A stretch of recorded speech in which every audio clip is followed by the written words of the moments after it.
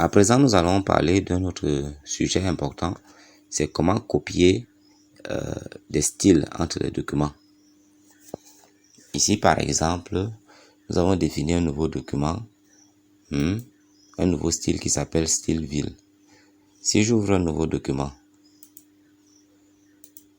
vierge, par exemple celui-ci, et que je viens dans sa galerie de styles ici, je ne vois nulle part le style ville.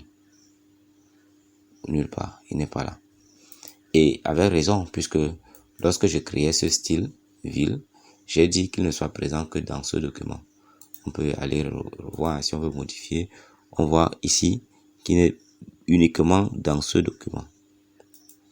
Il peut donc arriver que quelqu'un nous envoie un document comme celui-ci avec des styles qui nous intéressent. Alors ce qu'on peut faire, c'est de copier ces styles-là et de les mettre peut-être dans un modèle. Et la prochaine fois que nous aurons besoin d'utiliser ces styles, on aura qu'à aller chercher ce modèle-là et l'ouvrir. Ici, par exemple, on peut copier ce style et le mettre dans le modèle normal. Ce qui fait que chaque fois que nous allons ouvrir un document, par défaut, ce style apparaîtra dans le nouveau document, puisque tout nouveau document est basé sur le modèle. En fait, lorsque vous l'ouvrez tout simplement, sauf si vous choisissez un autre modèle, c'est le modèle normal qui est utilisé. Donc voici notre document et pas de style ici. Donc ce qu'on va faire, c'est fermer celui-ci et chercher à copier le style ville que nous venons de créer nous-mêmes et le mettre dans le modèle, dans le modèle normal, pour que la prochaine fois que nous allons ouvrir un document, ce style ville soit déjà présent. Donc on va lancer la boîte de dialogue ici et juste ici en bas, quand on parcourt là, on a ici gérer les styles. En cliquant dessus, une boîte de dialogue apparaît. Et dans cette boîte de dialogue, il y a plein de choses qu'on peut faire ici. On a l'ensemble des styles ici que nous avons dans notre document. Voici l'aperçu. On peut modifier les styles à partir d'ici. On peut supprimer un style. Quand on choisit un style, ses attributs apparaissent ici. On peut créer un nouveau style à partir d'ici également. Voilà. Et on peut aussi utiliser ce bouton importer, exporter. Quand je clique dessus, cette boîte de dialogue apparaît. Bien, comme son nom l'indique, voici les styles présents dans notre document et voilà les styles qui sont dans le document normal.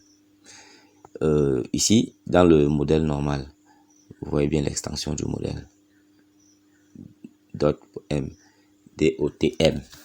Si on avait un autre modèle dans lequel on voulait copier un style, évidemment, on devait fermer ce fichier et parcourir ici pour aller chercher le modèle dans lequel on veut mettre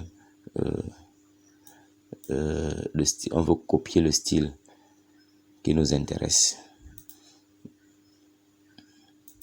Bien, pour le moment, moi je veux le mettre dans le modèle normal. Donc comme il est déjà là, ça va. Ici, voici mon document.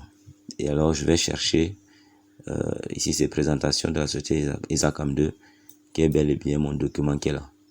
Donc voilà les styles présents, je vais donc les copier pour les mettre ici. Je vais chercher mon style là, qui s'appelle ville. Ah, le voici. Quand je le sélectionne, il est là. Donc je peux copier pour l'envoyer ici. Vous voyez bien la flèche. Et là, vous voyez que ville apparaît désormais ici. Et je peux donc fermer. Maintenant, ouvrons un autre nouveau document.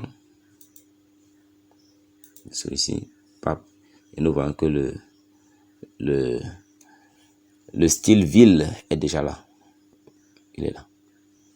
Rappelez-vous bien, au début, il n'était pas là. Vous voyez, ça c'est un document récemment qui n'est pas encore enregistré. Il a été ouvert basé sur le modèle normal.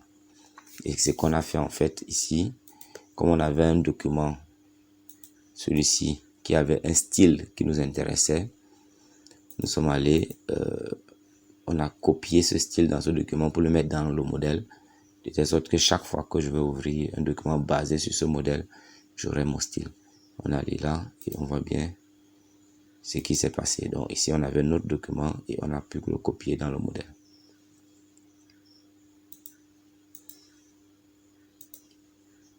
Bien, faites cette expérimentation et voilà, ça peut être très utile